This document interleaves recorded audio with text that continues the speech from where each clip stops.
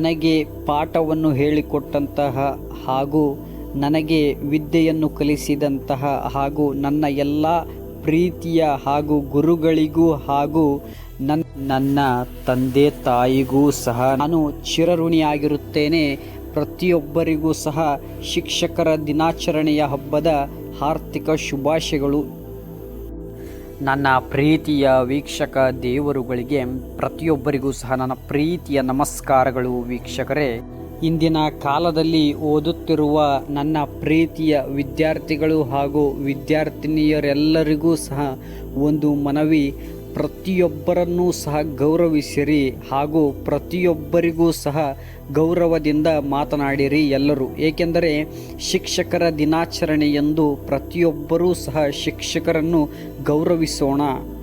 ಅದೇ ರೀತಿ ಪ್ರತಿದಿನವೂ ಸಹ ಶಿಕ್ಷಕರನ್ನು ಹಾಗೂ ಎಲ್ಲರನ್ನೂ ಸಹ ಗೌರವದಿಂದ ಎಲ್ಲರನ್ನೂ ಮಾತನಾಡಿಸಿರಿ ಹಾಗೂ ಪ್ರತಿಯೊಬ್ಬರಿಗೂ ಸಹ ನೀವು ಗೌರವವನ್ನು ಕೊಡಿರಿ. ವೀಕ್ಷಕರೇ, ಎಲ್ಲರೂ ಶಾಲೆಯಲ್ಲಿ ಹಾಗೂ ಕಾಲೇಜುಗಳಲ್ಲಿ ಸರ್ ಹಾಗೂ ವಿದ್ಯಾರ್ಥಿಗಳನ್ನು ಫೇಲ್ ಆದರೆ ಹಾಗೂ ಅವರ ಒಳ್ಳೆಯದಕ್ಕೆ ಗುರುಗಳು ವಿದ್ಯಾರ್ಥಿಗಳನ್ನು ಅಥವಾ ವಿದ್ಯಾರ್ಥಿನಿಯರನ್ನು ಒಂದೆರಡು ಏಟು ಬಡಿಯುತ್ತಾರೆ. ವಿದ್ಯಾರ್ಥಿಗಳು ಅಥವಾ ವಿದ್ಯಾರ್ಥಿನಿಯರು ಅದನ್ನು ಸಹಿಸಿಕೊಳ್ಳಬೇಕು. ಏಕೆಂದರೆ ಬಡಿದರೆ ಅವುಗಳನ್ನು ನಾವು ಶಿಕ್ಷೆಯೆಂದು ಅನುಭವಿಸಿ ಅದರಿಂದ ಪಾಠ ಕಲಿತು ಮತ್ತು ವಿದ್ಯಾರ್ಥಿನಿಯರು ಅವರು ಜೀವನದಲ್ಲಿ ಸಾಧನೆ ಸಾಧಿಸಲು ಓದಬೇಕು ಮತ್ತು ಮಾರ್ಕ್ಸ್ಗಳನ್ನು ಹೆಚ್ಚಾಗಿ ತೆಗೆದುಕೊಳ್ಳಬೇಕು. ಅವರ ವಿಷಯದಲ್ಲಿ ಎಲ್ಲರ ವಿಷಯದಲ್ಲಿ ಸಹ ಅದೇ ರೀತಿ ಅದನ್ನು ಯಾರೂ ಸೀರಿಯಸ್ ಆಗಿ ತೆಗೆದುಕೊಳ್ಳಬಾರದು ವಿದ್ಯಾರ್ಥಿಗಳು. ಹಾಗೂ ಅವರ ಪೆಟ್ಟುಗಳು ಮುಂದೊಂದು ದಿನ ಜೀವನವನ್ನು ಕಲಿಸುತ್ತವೆ. ವಿದ್ಯಾರ್ಥಿಗಳು ಶಿಕ್ಷಕರಿಗೆ ಯಾವತ್ತಿಗೂ ಎದುರು ಉತ್ತರವನ್ನು ಕೊಡಬಾರದು ಮತ್ತು ಅವರಿಗೆ ಇದುರು ಹಾಕಬಾರದು.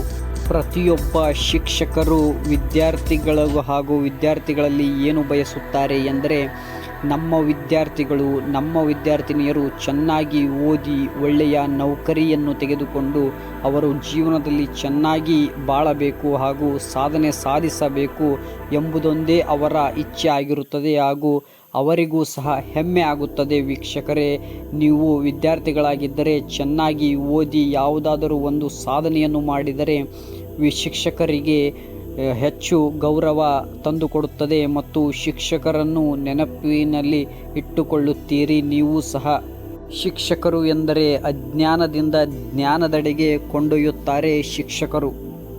ಗುರು ಎಂದರೆ ವ್ಯಕ್ತಿಯಲ್ಲ ಹಾಗೂ ಗುರು ಎಂದರೆ ಒಂದು ಶಕ್ತಿ ಇದ್ದ ಹಾಗೆ. ವಿದ್ಯಾರ್ಥಿಗಳಲ್ಲಿ ಹಾಗೂ ವಿದ್ಯಾರ್ಥಿನಿಯರಲ್ಲಿ ವ್ಯಕ್ತಿತ್ವ ಹೇಗಿರಬೇಕೆಂದರೆ ನಮಸ್ಕರಿಸಲು ಯಾವತ್ತೂ ಸಹ ಹಿಂಜರಿಯಬಾರದು ಮತ್ತು ಗುರುಗಳಿಗೆ ಕಾಲು ಬಿದ್ದು ನಮಸ್ಕರಿಸಲು ಯಾವತ್ತೂ ಸಹ ಹಿಂಜರಿಯಬಾರದು.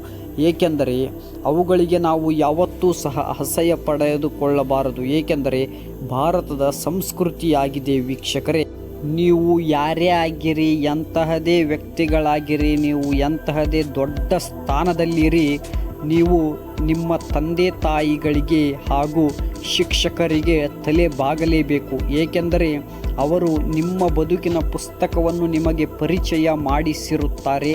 ಪ್ರತಿಯೊಬ್ಬರ ಜೀವನದಲ್ಲಿ ಪ್ರತಿಯೊಬ್ಬ ಶಿಕ್ಷಕರು ಸಹ ಬಯಸುವುದು ಏನೆಂದರೆ ನಮ್ಮ ವಿದ್ಯಾರ್ಥಿಗಳು ಹಾಗೂ ನಮ್ಮ ವಿದ್ಯಾರ್ಥಿನಿಯರು ಪ್ರತಿಯೊಬ್ಬರೂ ಸಹ ಒಳ್ಳೆಯತನದಿಂದ ಹಾಗೂ ಒಳ್ಳೆಯ ದಾರಿಯಲ್ಲಿ ನಡೆದು ಒಳ್ಳೆಯ ರೀತಿಯಲ್ಲಿ ಬದುಕಿ ಬಾಳಬೇಕು ಹಾಗೂ ಅವರು ಸಾಧನೆಯನ್ನು ಸಾಧಿಸಬೇಕು ಎಂಬುದು ಅವರ ಆಶಯ ಆಗಿರುತ್ತದೆ.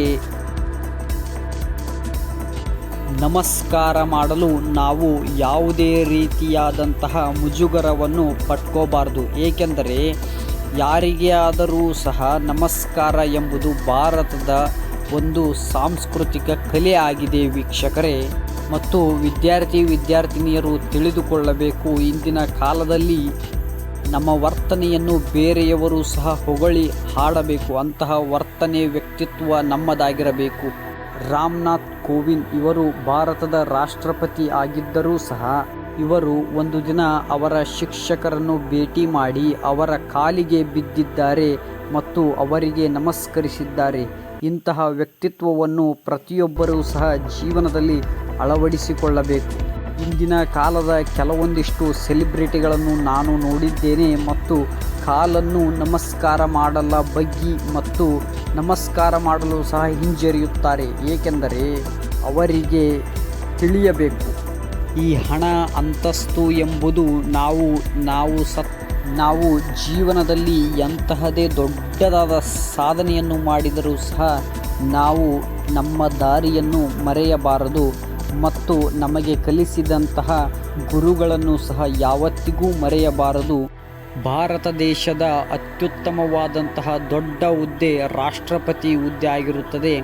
ರಾಷ್ಟ್ರಪತಿ ಆಗಿದ್ದರೂ ಸಹ ರಾಮನಾಥ್ ಕೋವಿಂದ್ ಅವರ ಗುರುಗಳು